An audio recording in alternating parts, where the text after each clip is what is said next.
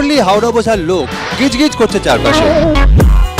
তবে যে যাই বুঝুক, তাতে কি বা যায় আসে? হাওয়ায় তো কত কথাই ভাসে, কিন্তু রোজকার জীবন যুদ্ধে যারা লড়াই করছে বিষাদে কিংবা উল্লাসে, তারা কি মনের কথা মুখে আনতে পারছে? হাওয়া বইছে কোন দিকে, সে খবর নিতে আজ আমরা পৌঁছে গিয়েছি মধ্য হাওড়া বিধানসভা কেন্দ্রে। কথা বলবো সাধারণ মানুষের সঙ্গে, কথা বলবো নেতা নেত্রীদের সঙ্গে। यहाँ प्रमोटर लोग समझ लीजिए आप पूरा रूलिंग पार्टी का पूरा एकदम बहुत क्लोज जो है वही प्रमोटिंग कर पा रहा है, और वो प्रमोटिंग में अनलीगल तो अनलिमिटेड है। এই ধরনের তো কোনো সমস্যা আমরা এখনো পর্যন্ত ফেস করিনি। কাউন্সিলর নেই, কেউ নেই, সাফ সাফাই নেই এইখানে। আমরা দেখতে পাচ্ছি রাস্তাঘাট ড্রেন পরিষ্কার হচ্ছে, ভালোই হচ্ছে। তৃণমূল সরকারের আমলে এটা বুঝতে পেরেছি, এখানে আইন না মানাটাই হচ্ছে যে আইন। আমাদেরও কিছু কিছু ভুল থাকেই, যেখানে ধরুন ব্যারিকেড করা হলো, ব্যারিকেড এসে আমরাই সেই ব্যারিকেড সরিয়ে দিয়ে আমরাই এগিয়ে চলে যাই। কলের জল এখানে 1:30 আসবার কথা, সেই জল আসে 2:15 আধ ঘন্টা থাকে, তারপর আবার চলে যায়। সেরকম কিছু সমস্যা হাওড়ায় নেই। রাজ্য সরকার খুব ভালো এবারে হাওড়ায় উপর কাজ করেছে। রাস্তাঘাটও এখানে আমাদের সমাধানে প্রচুর কাজ হয়েছে। যখন এখানে সিপিএম এর সরকার ছিল, প্রত্যেক এরিয়া একজন করে সমাজ বিরোধীর নামে ওই এলাকা চেনা যেত। এখন কাউন্সিলরের নামে চেনা যায়। প্রত্যেকটা কাউন্সিলরই তো সমাজ বিরোধীর কাজ করছে। এখানে বহু কারখানা বন্ধ হয়ে গেছে বামফ্রন্টের আমলে, নতুন করে ইন্ডাস্ট্রি তৈরি হয়েছে ন্যাশনাল হাইওয়ের উপরে, তবে আস্তে আস্তে আরো বাড়বে। জুট মিলগুলো চলছে। বিজেপি এবং তৃণমূলের গভর্নমেন্ট আসার পরে আমাদের জেলায় 4টে বড় বড় শিল্প বন্ধ হয়ে গেছে। অপদার্থ তৃণমূলের সরকার অপদার্থ করে ফেলছে আমাদের হাওড়া এবং বালিকে। আশা করি আগামী দিনে শিল্পে আমরা এগিয়ে যেতে পারবো। অর্ধেকের থেকে তো বেশি বন্ধ হয়ে গেছে, সেখানে কনস্ট্রাকশন হয়ে গেছে, প্রমোটিং হয়ে গেছে। आज कहीं काम नहीं है हावड़ा में, आज बहुत जन बेरोजगार है। আমাদের কোনো অসুবিধা তো বলে কিছু নেই, আমাদের মার্কেট কমছে না, আমাদের মার্কেট বাড়ছে, এতে আমরা খুবই উপকৃত হচ্ছি। আগে যা হাওড়া ছিল মমতা ব্যানার্জি সিএম হওয়ার পরে হাওড়াটা উন্নত তো হয়েছে অবশ্যই। আমাদের মেট্রো চ্যানেল হয়েছে, এখানে মেট্রো স্টেশন হয়েছে, এখান থেকে যাতায়াতে অনেক সুবিধা হয়ে গেছে। আমাদের হাওড়া শহরে কোনো নতুন রাস্তা তৈরি হয়নি, আর যেটুকু রাস্তা আছে সেটাও ভয়ঙ্কর অবস্থা। ওই জন্য হাওড়া শহর যৌতুগৃহে পরিণত হয়েছে। এই হাওড়া মধ্য বিধানসভা কেন্দ্রে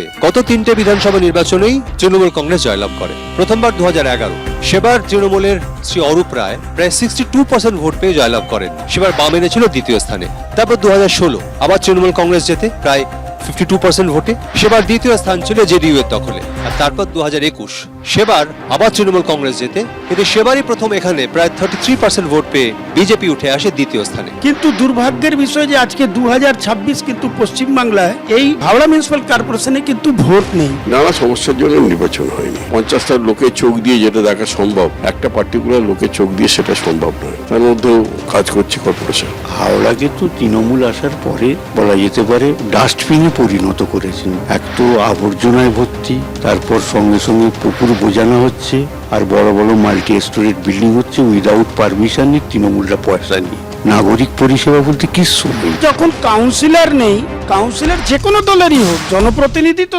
থাকা উচিত। সমাজ বিরোধী কার্যকলাপ, ছিনতাই, চুরি, ডাকাতি, নানা ধরনের কার্যকলাপ হতো, এখন সেটা বন্ধ আছে। নিয়ম না মানাটাই তৃণমূলের নিয়ম। উপর থেকে নিচ পর্যন্ত নিয়ম মানে না। বড় বড় মাল্টি স্টোরেজ বিল্ডিং হয়, তা থেকে পয়সা খাওয়া হয়, তোলাবাজি করা হয়। গুন্ডামি যদি বাড়ি করবেন, যে কোনো কাজে তাদেরকে আপনাকে কাটমানি দিতে হবে। এই ধরনের অভিযোগ তো আসেনি কখনো। কর্পোরেশনের কাছে কমপ্লেন গেলে কর্পোরেশন ব্যবস্থা নিচ্ছে, ভাঙার অর্ডার হচ্ছে, ভাঙাও হচ্ছে কিছু কিছু ক্ষেত্রে, কিন্তু ম্যান পাওয়ারের জন্য সমস্যা আছে। হাওড়া লোকসভা বিরাট বড় এলাকা নিয়ে।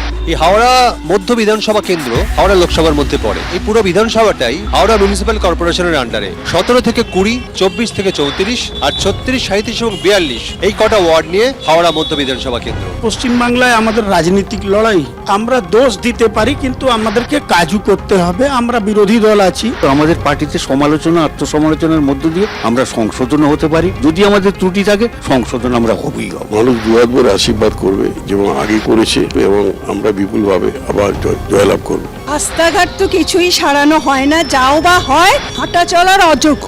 টোটো এবং বাইকের এত আধিপত্য। छोटा बच्चा 12 साल 14 साल का बच्चा टोटो चला रहा है, वो जा रहा है किसी को मारते हुए निकल जा रहा है। ফুটপাত কোথায় আছে? ফুটপাত তো পুরো ঘিরে রেখেছে রুলিং পার্টি। जब से राज्य सरकार का एक जो घोषणा, कभी साइकिल कभी कपड़े, तो जो बच्चे छोड़ दी थी, मेरे घर के बगल में एक लड़की थी, वो पढ़ाई छोड़ चुकी थी। जब से राज्य सरकार का ये सब घोषणा आया, वो तुरंत स्कूल में नाम लिखाई। এখন তো পোশাক প্রশাসনও অনেক সচেতন আছে। আমার ব্যক্তিগত মতামত যে আমি খুব একটা যে আনসেফ বা আনসিকিউর, এটা কিন্তু আমার মনে হয় না। তারকার চোখে তারকা কেন্দ্রে আমার আজকের ইনিংস এখানেই শেষ। আবার হয়তো দেখা হবে অন্য কোথাও, অন্য কোনো কেন্দ্রে। আপনার সঙ্গে থাকুন আর চোখ রাখুন এবিপি আনন্দে। এবিপি আনন্দ, এগিয়ে থাকে, এগিয়ে রাখে।